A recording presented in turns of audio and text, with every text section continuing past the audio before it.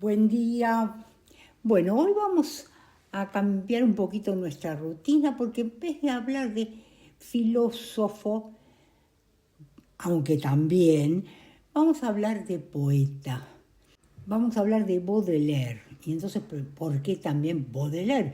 Justamente porque Benjamin dedica muchas páginas a Baudelaire. ¿Y por qué dedica muchas páginas? Porque la temática que trabaja Benjamin en muchas de sus obras es la modernidad. Y Baudelaire es justamente el primer pintor de la vida moderna. Justamente tiene un libro que se titula El pintor de la vida moderna. Y Verlaine dice, por ejemplo, de que su originalidad consiste en retratar poderosa y originalmente al hombre moderno.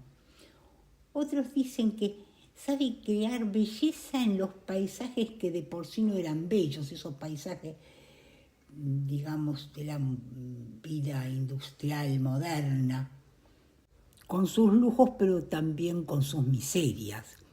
Y justamente esto es el motivo por el cual se conjugan la poesía de Baudelaire y el pensamiento de Benjamin, porque ambos tienen una especie de ambigüedad que ya hemos señalado bastante en Benjamin, entre una visión positiva, que podríamos decir casi de modernolatría, de elogio y de elogio acrítico de la modernidad, y una perspectiva más crítica, más profunda, que deriva en cierta desesperación cultural, como hemos visto ya en otros miembros de la Escuela de Frankfurt y bueno, ya veremos también en otros. En el caso de Baudelaire, en la crítica a la muestra anual de arte, encontramos un prefacio titulado A los burgueses, donde adula a los burgueses por su inteligencia, su fuerza de voluntad, su creatividad en la industria, y apela a la idea de progreso y de libertad de comercio, pidiendo que se extienda ese ideal a la esfera de la cultura, estableciendo así una afinidad natural entre la modernización material y espiritual, o por lo menos una esperanza sobre ello.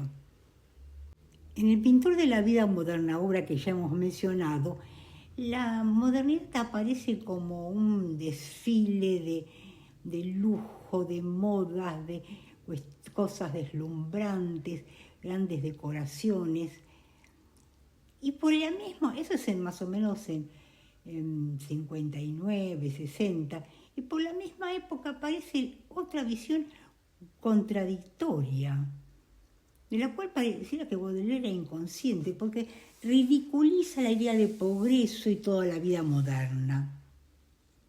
A la idea de progreso la llama idea grotesca. Con respecto a la fotografía, por ejemplo, está en la misma ambigüedad que Benjamin. Por un lado, la rechaza porque conspira contra el arte, pero por otra parte la ve como una especie de camino de liberación del arte de la imitación. Y entonces la aprecia en su valor, pero no deja, sin embargo, en otros lugares, de expresar como cierto odio mutuo entre poesía y progreso, porque la vida moderna, dice, es carente de belleza.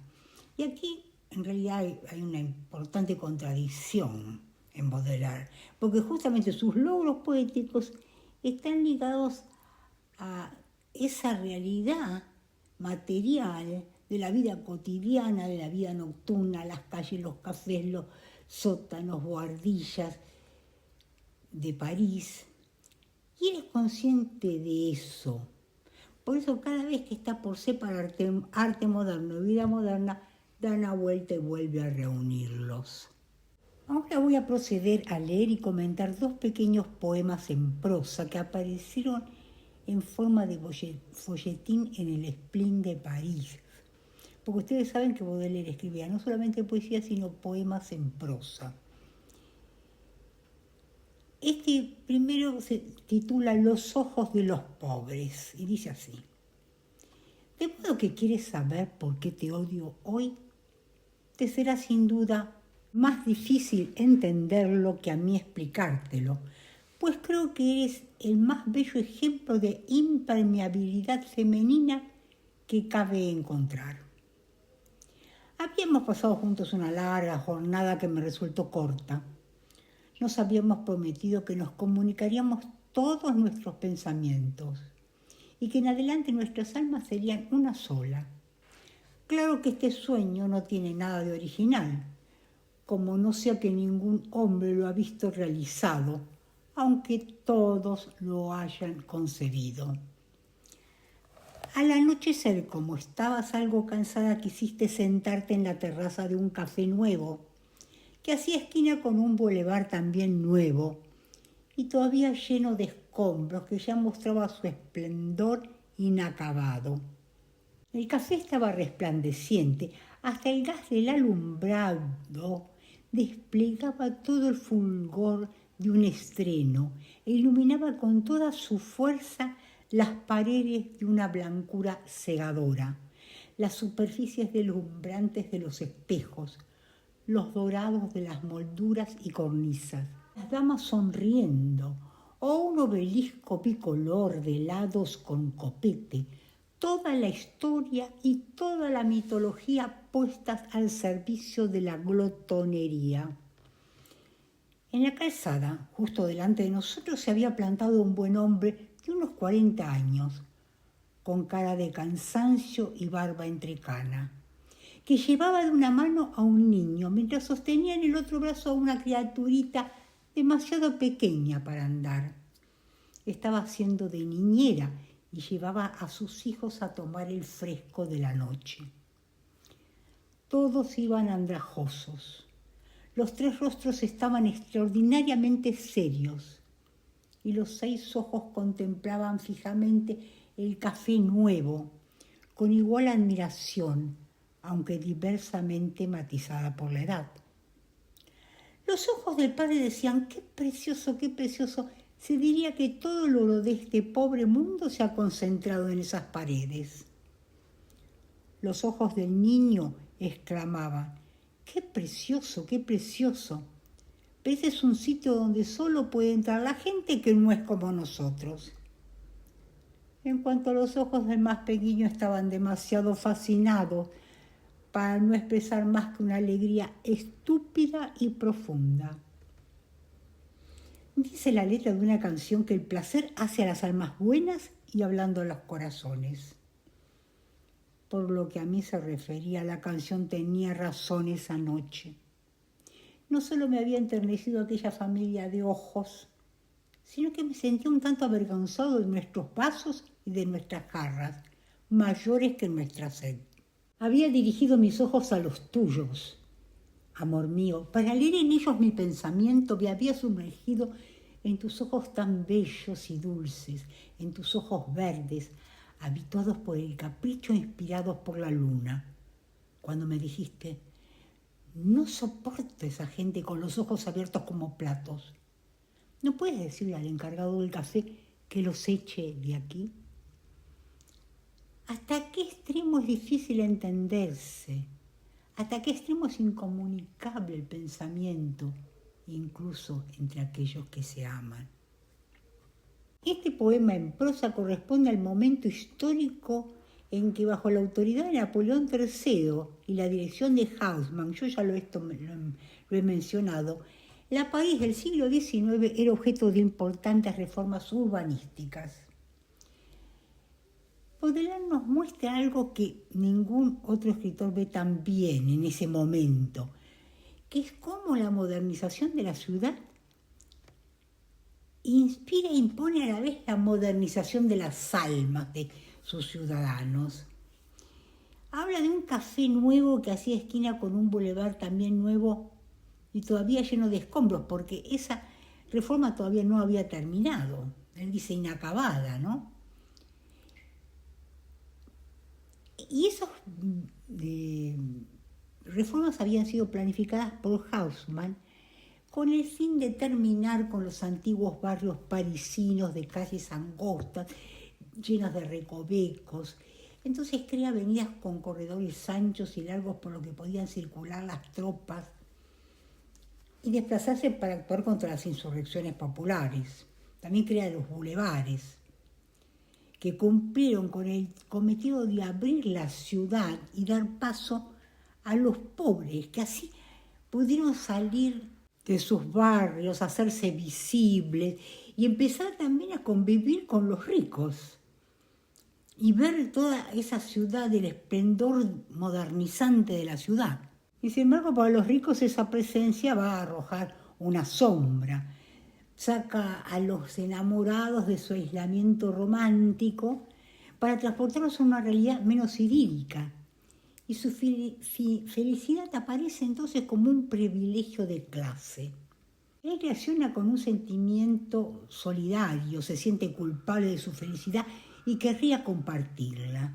Ella, en cambio, lo hace en forma más individualista, entiende que es poseedora de algo que ellos, los pobres, quieren, y por tanto lo mejor es llamar al mozo para librarse de ellos. Así la distancia entre los enamorados no es solamente una brecha en la comunicación, sino una oposición radical, humanitaria, política. Pero no se trata solo de una diferencia entre ellos, sino una contradicción interna, por ejemplo, en él mismo y en la realidad, en la ciudad ahora renovada, moderna, por momentos deslumbrantes, pero una ciudad también donde las diferencias de clase se han hecho visibles, donde ya no es posible negar la miseria, esconderle, donde la convivencia para siempre será conflictiva. No hay manera de asimilar a esos pobres, pero tampoco vale la represión porque siempre estarán allí. Vemos entonces acá cómo Baudelaire, mejor que ningún otro escritor hasta su época, ¿no?, es capaz de ver cómo la modernización de la ciudad provoca al mismo tiempo una transformación de las almas, una modernización cultural, espiritual de los ciudadanos, los transforma. El otro poema en prosa al cual me voy a referir, también perteneciente al Spleen de París, es La pérdida de la aureola. Bueno, les recuerdo lo que hablamos acerca de Benjamin y su posición frente a la fotografía y la pérdida de Laura. Después volvemos a eso. Ahora leo. Antes quiero hacer una aclaración porque el texto comienza de una manera algo brusca. Se trata de el encuentro de un hombre corriente con un poeta. Y parece que se han encontrado en un prostíbulo, porque el hombre corriente está bastante extrañado de encontrar al poeta en ese lugar. Entonces leo. Vamos usted aquí, querido, usted en un mal lugar. Usted el bebedor de quinta esencias, usted el comedor de ambrosía. En verdad hay de qué asombrarse, responde el otro. Querido, usted conoce mi terror de los carruajes y de los caballos. Hace un rato apenas cuando atravesaba yo el boulevard con gran prisa y chapoteaba entre el barro a través de ese caos de movimiento, de donde la muerte llega al galope de todas partes a la vez, mi aureola, en un movimiento brusco, se deslizó en el fango del macadam. No tuve el valor de recogerla. Juzgué menos desagradable perder mis insignias que dejarme romper los huesos. Y luego me dije, no hay mal que por bien no venga. Puedo ahora pasearme de incógnito, cometer malas acciones y entregarme a la crápula como los simples mortales. Y heme aquí completamente parecido a usted, como me ve. Por lo menos debiera usted anunciar la pérdida de su aureola, reclamarla por el comisario. Oh, no, me siento bien aquí. Solo usted me ha reconocido. Por otra parte, la dignidad me aburre. Y sobre eso pienso con alegría que cualquier malvado la recogerá y se la pondrá impúdicamente. Hacer a alguien feliz, qué alegría. Y sobre todo, un alguien feliz que me hará reír. Piense en X o en Z, qué divertido resultará. Lo que vemos en primer lugar es que el poema un poco apunta a ir en contra de esa sacralidad del arte, de la poesía. Y también sabemos que Benjamin es el primero en mostrar las afinidades entre Baudelaire y Mars, en el sentido que ambos estaban preocupados por la desacralización. Mars, por ejemplo, dice que la burguesía despojó de la aureola a todas las profesiones que se tenían por venerables. El médico, el abogado, el poeta, el sacerdote, el sabio, convirtiéndolos en puros asalariados. En el manifiesto comunista, por ejemplo, este drama parece como terrible, trágico. Baudelaire, en cambio, lo trata con ironía, con sarcasmo, porque la aureola se cae y se cae al barro. No es arrebatada con violencia, es como una especie de comedia, tipo Chaplin, Keaton. Y es el mismo escenario del Boulevard.